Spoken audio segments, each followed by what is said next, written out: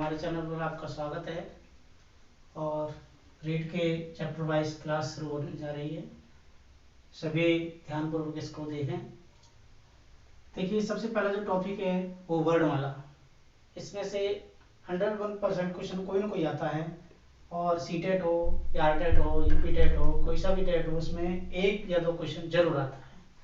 तो उसमें देखिए, सबसे पहले वर्णमाला जो चैप्टर है उसमें हम बताएंगे कि एक प्रश्न बनता है इसमें कि हमारी संस्कृत जो वर्णमाला है उसमें टोटल वर्ण कितने होते हैं। तो टोटल वर्ण होते हैं इसमें 63 या 64। ये प्रश्न कब बनेगा? जब पाणिनि शब्द आए। तो अगर पाणिनि शब्द आता है जब ही 63 या 64 करना है। इसके अलावा स्वर की बात पूछी जाए तो स्वर होते हैं हमारे 21 या 22। ये भी कब होते हैं? पाणिनि के अनुसार। अगर पाणिनि का नाम नहीं आता है और क्वेश्चन आता है कि संस्कृत कति स्वरा भवन्ति, संस्कृत में कितने स्वर होते हैं, तो आपको उत्तर लिखना है 13। यदि पाणिनि का नाम आता है तो कितने करने हैं? 21 या 22। ऑप्शन में दोनों ही शब्द आएंगे, या तो 21 आएगा या 22 आएगा। और सामान्य तौर पर कितने होते हैं? 13। और 13 स्वर किस प्रकार से होते हैं तो मैं यहाँ पर बता रहा हूं आपको। जैसे अ, ई, उ और री। अ, ई, उ, री। इसके अलावा ये होता है री। ये हमारे क्या होते हैं? लघु स्वर। इनको हम क्या कहते हैं? लघु लघु कहते हैं, या एक मात्रिक। अगला नाम क्या लिखा? एक मात्रिक। इनके अलावा इनको प्रथम स्वर भी कहा जाता है। इसके बाद आ, ई, उ और रे। ए, ओ और औ। ये जो हैं इनको हम गुरु, द्विमात्रिक,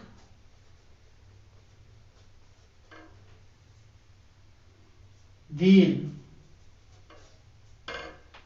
स्वर के नाम से जाना जाता है। ये जो चार वर्ण हैं इनको हम संयुक्त वर्ण भी, संयुक्त स्वर भी कहते हैं। तो टोटल हमारे कितने हो गए? 5 और 4 और 4। 5 हो गए, 4 हो गए, 4 हो गए, टोटल कितने हो गए? 13। सामान्य स्वर कितने होते हैं? 13। अगर पाणिनि के अनुसार पूछा जाए तो पाणिनि के अनुसार कितने होते हैं? 21 या 22। और टोटल वर्ड होते हैं 63 या 64। सामान्य तौर पर 13। अब इनके बाद हिंदी की अगर बात की जाए तो हिंदी में री और ये री नहीं होता, अर्थात ये दो नहीं होते। टोटल कितने रह जाते हैं? 11। हिंदी में कितने होते हैं? 11। और संस्कृत में कितने होते हैं? आते हैं हमारे स्वर। यहाँ तक ओ तक हो गया। आ, अंग और वड़िया, ये दोनों वर्ण अयोग वहा। कौन कौन से वर्ण होते हैं? अयोग वहा। अर्थात ये न तो स्वर में आते हैं और न ही व्यंजन में आते हैं, किसी में नहीं आते। अर्थात ये न स्वर में गिने जाते हैं न व्यंजन में गिने जाते हैं, छोटी अंग और बड़ी अंग। अब इसके बाद स्वर पूरी हो गई। इसके बाद व्यंजन। तो व्यंजन देखिए, अगर ये प्रश्न बनता है कि व्यंजन कितने होते हैं पाणिनि के अनुसार, तो व्यंजन 42। हालांकि ये प्रश्न नहीं आएगा, स्वर का प्रश्न आता है। स्वर हमारे 21 और या 22 होते हैं, वो मैंने आपको पहले बता दिया है। अगर स्वर की बात की जाए, व्यंजन की बात की जाए, तो व्यंजन हमारे देखिए क से म तक कितने हो गए? 25। क से लेकर के म तक जो वर्ण होते हैं वो 25 क्या कहते हैं? इनको स्पर्श व्यंजन।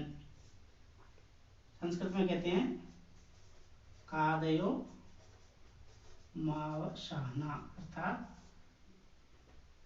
क से लेकर के म तक जो वर्ण होते हैं वो स्पर्श व्यंजन कहलाते हैं। संस्कृत में कितने हमारे वर्ग होते हैं? क, च, ट, थ, प। ये हमारी 5 वर्ग होते हैं और एक वर्ग में 5 वर्ण आते हैं। 5 गुणा 5 करें तो कितना हो गया 25। इसके बाद य व र ल, य र ल व, इनको हम बोलते हैं अंतस्थ व्यंजन। इनको क्या बोलते हैं? अंतस्थ व्यंजन। अब देखिए अगर प्रश्न आता है, सन 2011 में एक प्रश्न आया था कि अंतस्थ वर्णः क्रमः का,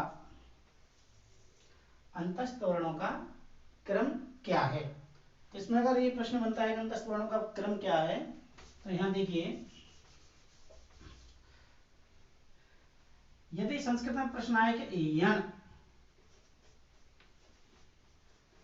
प्रत्याहार में कौन कौन से वर्ण आते हैं, उनका क्रम क्या है, तो य र ल व, ये न होकर के उसमें होता है य व र और ल।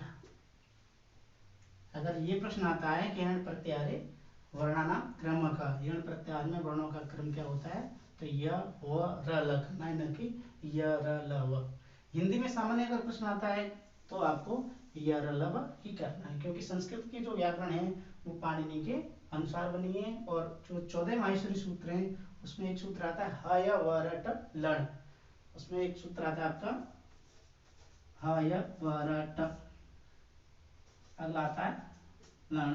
तो देखिए यहां से लेकर के यहां तक इसको प्रत्याहार बनाएंगे, यहां से लेकर के यहां तक बनाएंगे तो यण प्रत्याहार बन गया। और यण प्रत्याहार में कौन कौन से हो गए, देखो य के बाद क्या है व, इसके बाद क्या है र, और ये अंतिम वर्ण है, इसके संग लोप हो जाएगा, और ल, अर्थात इनका क्रम क्या हो गया य व र ल। हिंदी में सामान्य तौर पर होता है य र ल व, ये विशेष ध्यान की रखने की बात है। अब इसके बाद स और ह, ये जो वर्ण माने जाते हैं इनको हम कहते हैं ऊष्म व्यंजन। इनको क्या कहते हैं? ऊष्म व्यंजन। इनको जब उच्चारण करते हैं तो ऊष्म, ऊष्म का मतलब होता है गर्म, ऊष्म का क्या मतलब होता है गर्म, अर्थात जैसे ही इनका उच्चारण करते हैं श, तो मुंह से गर्म जैसी आवाज आती है, इसलिए इनको क्या कहते हैं? ऊष्म कहा जाता है। इनके अगर संस्कृत के अनुसार का नाम देखा जाए तो इनके नाम होते हैं, इसको बोलते हैं तालव्य, इसको बोलते हैं मूर्धन्य, और इसको बोलते हैं दंत्य। ये इनके संस्कृत नाम होते हैं, तालव्य, मूर्धन्य, दंत्य। इनके उच्चारण स्थान भी इन्हीं के माध्यम से होता है। छ, त्र, ज्ञ और श्र। अब देखिए 4 जो वर्ण हैं इनको हम संयुक्त वर्ण कहते हैं। इनकी गिनती वर्णमाला में नहीं होती। क्यों नहीं होती? क्योंकि उनकी गिनती पहले हो चुकी है। जैसे 6 है, ये क प्लस स, क प्लस स, इससे मिलकर के बनता है। ये त प्लस र, इससे मिलकर के बनता है। ये आपका ज प्लस य, इससे मिलकर के बनता है। और ये आपका स प्लस र, इससे मिलकर के बनता है। तो इस प्रकार से इसकी गिनती संस्कृत व्याकरण में वर्णमाला में नहीं की जाती। ये 4 वर्ण ऐसे हैं इनकी संस्कृत वर्णमाला में कोई गिनती नहीं की जाती। इसका कारण यही है कि इनका गिनती पहले हो चुकी है। इस प्रकार से हमारे टोटल वर्ण हैं वो वर्णमाला हो गई।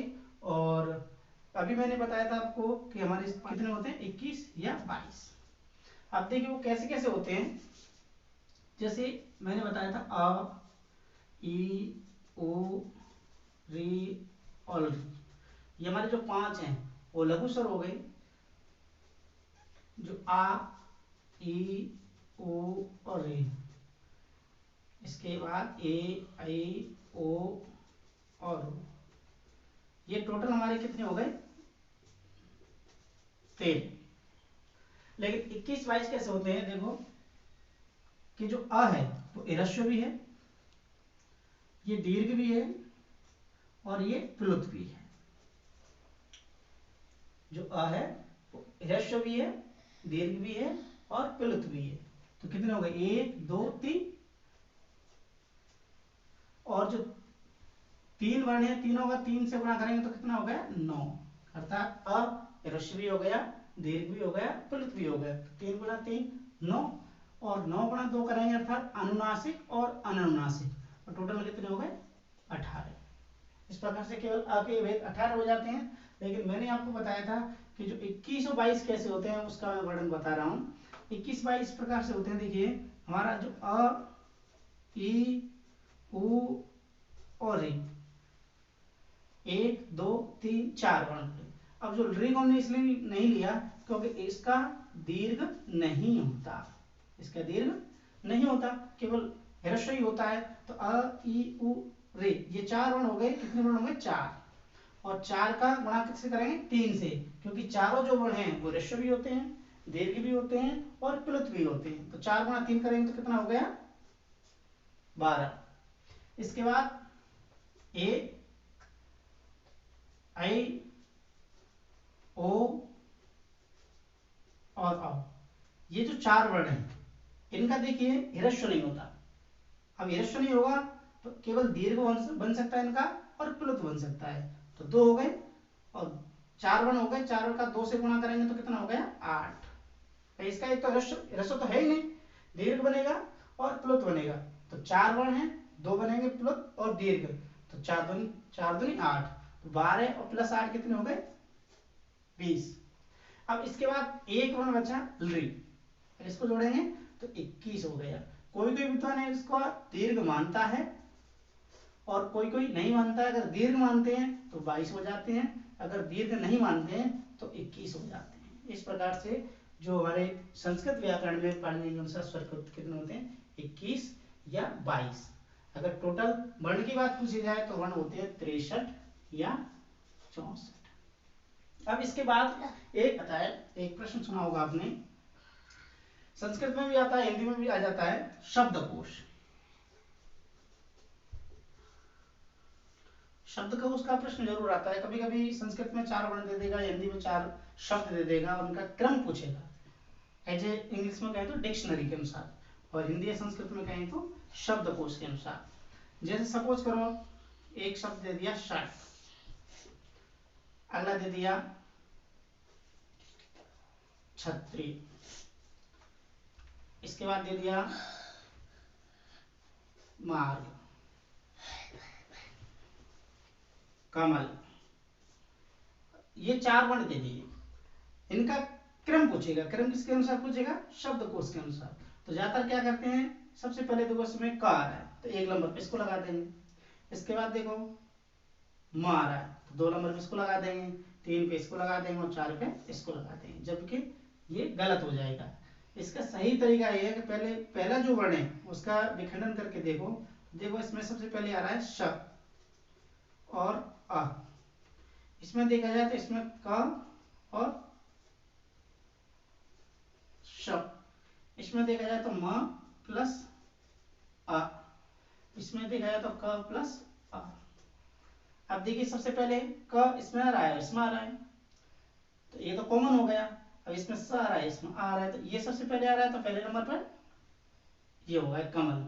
इसके बाद सेकंड छतरी हो गया। अब इसके बाद थर्ड ये हो गया, फोर्थ ये हो गया। ऐसे प्रश्न कई आ जाते हैं, तो ये ध्यान रखना है और ज़्यादा से ज़्यादा चैनल को सब्सक्राइब करना और लाइक करना। धन्यवाद।